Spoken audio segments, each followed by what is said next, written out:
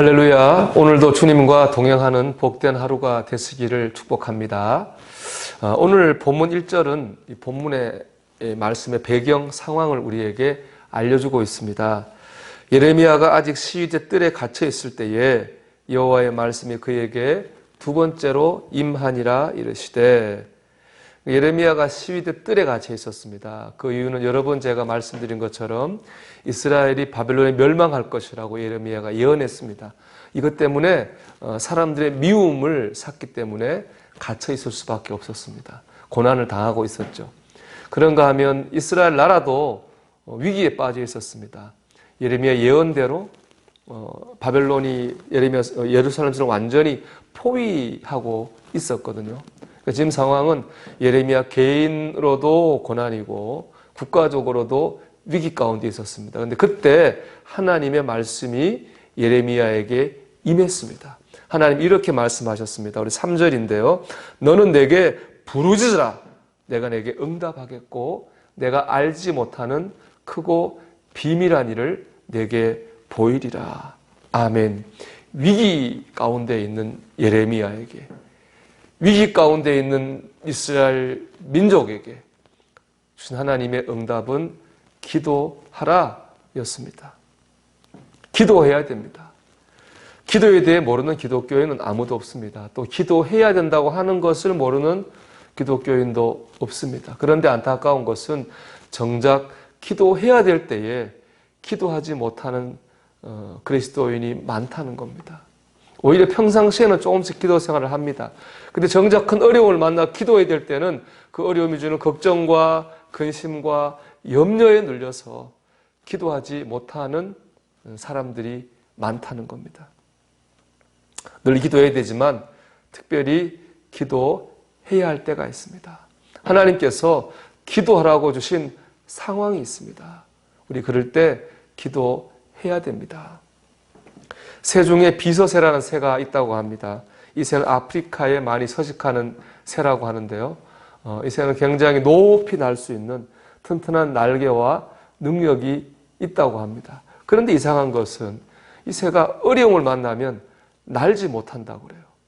어려움과 고난을 만나면 날지 못하고 날개를 펴지 못하고 땅에서 기어다니다가 잡힌다고 합니다.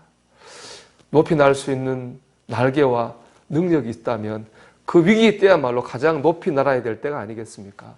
가장 필요할 때 날지 못하고 오히려 땅을 기다가 잡힌다고 하는 것은 얼마나 안타까운 일입니까? 여러분, 우리에게는 우리의 기도를 들으시는 주님이 계십니다. 우리는 예수님의 이름으로 기도할 수 있는 특권이 있습니다. 그럼에도 불구하고 비서새와 같이 정말 기도로 날아올라야 될 때 기도하지 못한다면 얼마나 안타까운 일이겠습니까? 여러분, 기도할 때, 기도해야 할 때 기도하는 성도가 되시기를 주의 이름으로 축원합니다. 우리가 그렇게 기도할 때 하나님께서 일하십니다. 하나님께서 예레미야에게 기도하라는 말씀을 주시기 전에 먼저 주신 말씀이 있습니다. 2절입니다. 이를 행하시는 여호와, 그것을 만들어 성취하시는 여호와, 그의 이름을 여호와라 하는 이가 이와 같이 이르시도다. 아멘. 하나님은 가만히 계시는 분이 아닙니다. 하나님은 일하시는 분입니다. 하나님은 일을 이루어내시는 분입니다. 성취하시는 분입니다. 그런데 하나님께서 언제 일하시나요? 언제 우리를 도우실까요? 언제 역사하시나요? 우리가 기도할 때 하나님 일하십니다. 하나님 기도할 때 우리를 도우시고 우리가 기도의 양이 찰 때에 하나님께서 일을 이루실 줄로 믿습니다. 캐몬스 윌슨이라는 미국 사람의 이야기입니다. 그는 직장에서 갑자기 해고를 당했습니다. 그 직장에 대한 미움과 자기를 해고시킨 사람들의 원망 때문에 방황을 했습니다.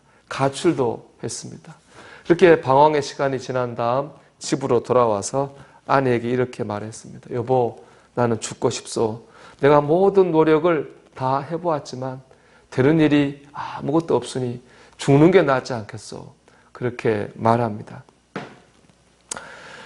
그런 남편에게 아내가 이렇게 말합니다. 여보, 당신이 아직 시도해보지 않은 것이 있어요. 당신 진심으로 하나님께 기도해 본 적이 없잖아요.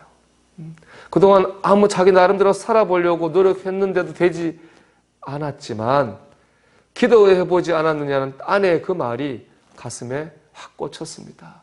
그래서 그때부터 캐몬스 윌슨은 아내와 함께 기도하기 시작했습니다. 기도하기 시작하자 하나님의 역사가 그의 내면에서부터 일어나기 시작했습니다. 직장에 대한 원망, 자기를 해고시키신 사람들에 대한 미움이 사라지기 시작했습니다. 마음에 평안이 왔습니다. 그는 계속 기도했습니다. 하나님께서 사업의 아이디어를 주셨는데요. 그래서 건축업을 시작하게 되었어요. 그래서 한 5년 동안 이제 건축업으로 자리를 잡게 됩니다. 그런데 건축을 하느라고 이제 미국 여기저기 다니다 보니 아무래도 호텔에 많이 묵게 되지 않겠습니까? 호텔에 묵으면서 발견한 게 있었습니다. 하나는 뭐냐? 너무 비싼 호텔은 좋긴 한데 너무 비싸고요. 싼 호텔은 싸긴 한데 너무 시설이 열악하다는 거예요. 그래서 생각하기를 좀 중간 정도, 가격이 아주 비싸지 않으면서도 시설이 나쁘지 않은 일반 가정처럼 느낄 수 있는 그런 숙소가 있으면 좋겠다 하는 생각을 했습니다. 그리고 그 생각을 실체로 옮겨서 호텔업을 시작합니다. 그 호텔이 바로 홀리데이 인입니다. 그는 홀리데이 인의 창업자로서 큰 성공을 거두었습니다. 그가 언제 성공하기 시작했습니까? 하나님께 기도하기 시작하면서부터입니다. 기도할 때 하나님께 그의 내면에서, 그의 환경에서 하나님께서 역사하셨습니다. 도와주셨습니다. 여러분 지금 기도하고 계십니까? 여러분 지금 기도할 때가 아닌가요? 많은 기도의 제목이 있습니다. 하지만 여러분 특별히 교회를 위해서 기도하자고 꼭 권면하고 싶습니다. 지금은 참 어렵습니다. 이번 주일 예배를 어떻게 되나 고민도 많습니다. 연락이 빨리 발표가 되었으면 좋겠는데요. 언제까지 이렇게 할 수 있을까? 앞으로 교회가 얼마나 어려움을 겪을까? 그 생각할 때 마음이 너무 무겁습니다. 희망이 있다면 지금 깨워서 기도하고 있는 여러분이 희망입니다. 내가 우리 가정과 직장과 사업장을 위해서, 나라와 민족을 위해서, 무엇보다 교회를 위해서 기도해야 되겠다. 그런 마음으로 기도하고 있는 사람, 기도하는 여러분만이 지금 기대할 수 있는 가장 유일하고도 가장 중요한 희망이라고 생각합니다. 여러분 기도하시기 바랍니다. 오늘 본문 3절의 말씀을 다시 한번 읽어드리며 말씀을 마치겠습니다. 너는 내게 부르시라. 내가 내게 응답하겠고 크고 내가 알지 못하는 크고 은밀한 일을 내게 보이리라. 아멘. 기도하겠습니다. 하나님 깨어서 기도하는 하나님의 백성 되게 해 주시옵소서. 이 시대의 유일한 희망이 되는 기도자가 되게 해 주시옵소서. 기도하겠습니다.